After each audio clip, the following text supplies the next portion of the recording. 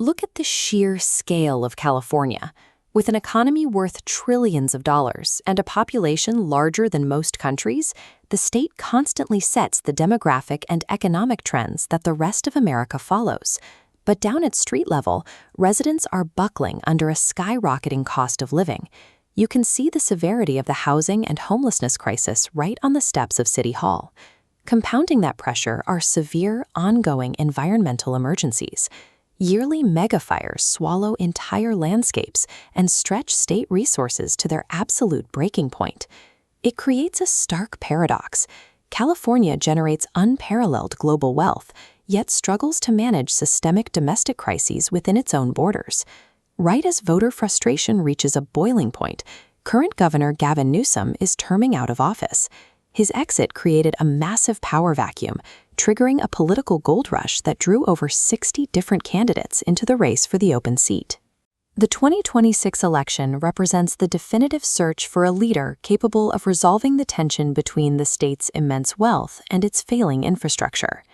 In California's unique top 2 primary system, all 60 candidates share a single ballot. The system ruthlessly strips away the field, leaving only the 2 highest vote-getters. Democrat Xavier Becerra emerged clearly, securing the first-place spot with roughly 27% of the vote. By mathematically filtering out the noise, the primary distilled dozens of competing ideas down to a strict binary choice between 2 completely opposing approaches to governing.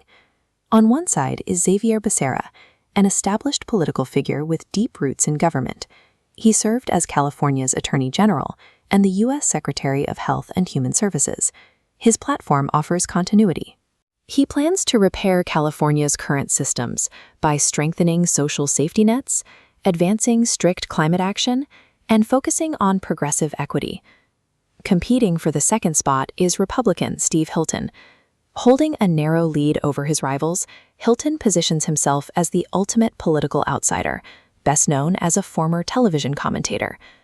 Under his Californable banner, Hilton's approach is pure disruption, promising to aggressively slash the status quo by cutting taxes, reducing state regulations, and implementing tough-on-crime policies.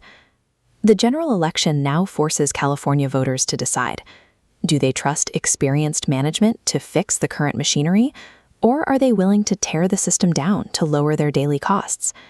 Historical data clearly favors Becerra. California leans heavily Democratic, and a Republican hasn't won a statewide office here since 2006. But history doesn't pay the rent. With the cost of living pushing everyday residents to the brink, the current political environment is highly volatile and uniquely primed for an upset. Economic frustration has climbed so high that it threatens to override 2 straight decades of strict party loyalty. This map shows why the outcome matters far beyond state lines. Because of its massive market size, California acts as a laboratory of democracy. When Sacramento passes laws, market forces cause them to radiate outward, becoming the national standard. The winner exports their ideology nationwide. Becerra's progressive regulations or Hilton's conservative deregulation will eventually wash into states like Texas, Ohio, and Florida. California's voters are deciding the future policy landscape for the entire United States.